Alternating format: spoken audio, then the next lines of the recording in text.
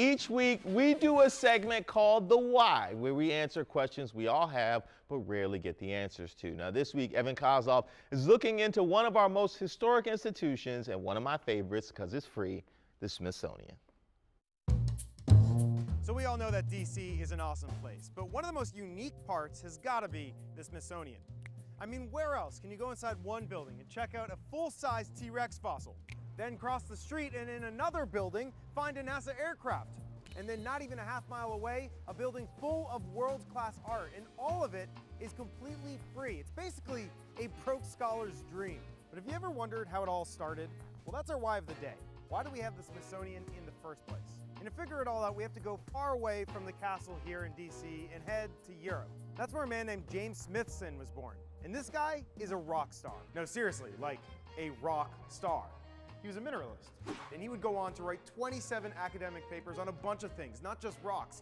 He wrote something on a new recipe for cough drops. He had another paper on a better way to make coffee. He even had a mineral named after him. It's this one, zinc carbonate. These days, it's referred to as Smithsonite.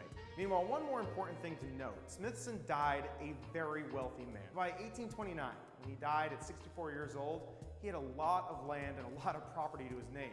So they broke out the will.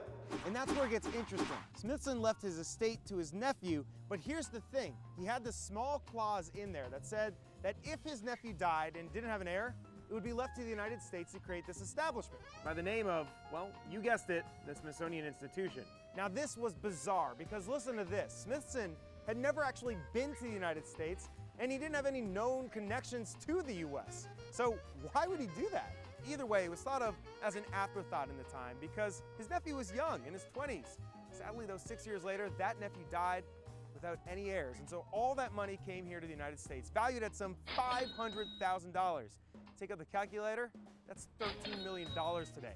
So that's why the Smithsonian exists, because a wealthy European academic put a throwaway line in the bottom of the will, and his nephew died young.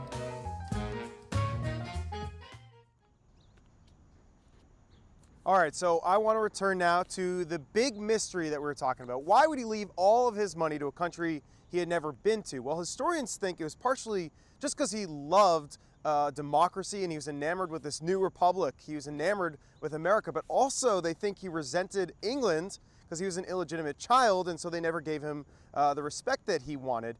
That being said, it's just incredible to think about that, how easily this could have not happened. We could have not had the Smithsonian.